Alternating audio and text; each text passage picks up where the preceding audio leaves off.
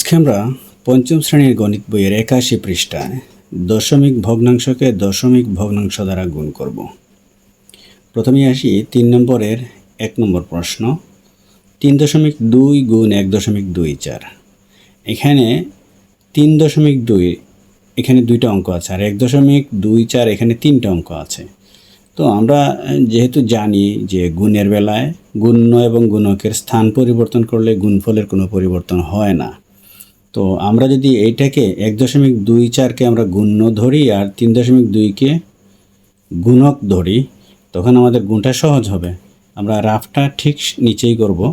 তো আমরা উপরে লিখে ফেলি ১.২৪, এটাকে বানাইলাম আমরা গুণ্য, আর ৩.২কে আমরা লিখলাম গুণক। ৩.২কে লিখে নিলাম আমরা গুণক হিসেবে।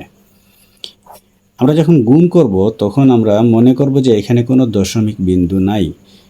দশমিক ছাড়া গুণ যেরকম করি আমরা ঠিক সেভাবে আমরা গুণটা করে নেব। প্রথমে ২ দিয়ে গুণ করি, ৪ দ্বিগুণে ৮, ২ দ্বিগুণে ৪, ২ একে ২, ২ এর গুণ শেষ। ২ এর নিচে একটা শূন্য দিলাম। এবার ৩ দিয়ে গুণ করি, ৩ ৪ ১২ এর ২ হাতে ১, ৩ দ্বিগুণে ৪ হাতের ১ ৭, ৩ একে ৩।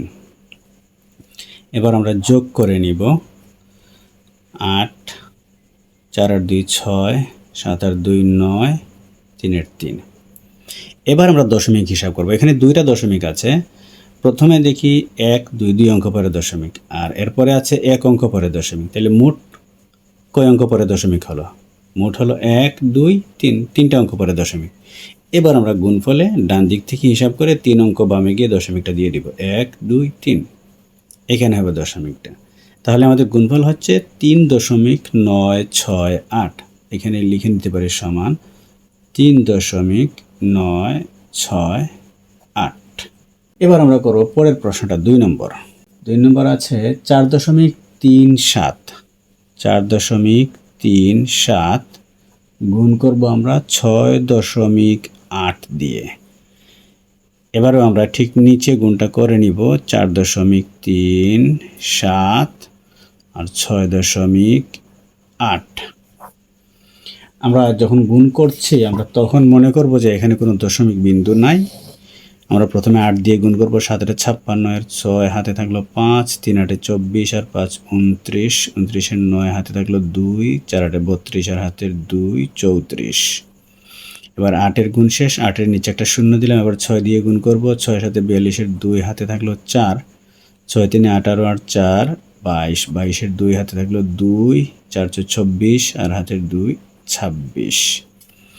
এবার আমরা যোগ করে নিব, ৬ এর ৬, ৯ দিয়ে ১১, ১১ এর ১ হাতে থাকলো ১, ৪ আর ২ ৬ আর হাতের ১ ৭, ৬ আর ৩ ৯, ২ এর ২। এবারেও আমরা দশমিকটা হিসাব করব, ১ ২ ৩। যেহেতু দুইটা দশমিক আছে, এখানে ২ অঙ্ক পরে, এখানে ১ অঙ্ক পরে, মোট ৩ অঙ্ক পরে দশমিক। তাহলে আমরা গুণফলে এসে ডান দিক থেকে ৩টা অঙ্ক হিসাব করে বামে গিয়ে দশমিকটা দিয়ে দিব, ১ ২ ৩। এই হচ্ছে দশমিক। গুণফল হচ্ছে ২৯.৭১৬। এখানে আমরা সমান দিয়ে লিখে নিব ২৯.৭১৬।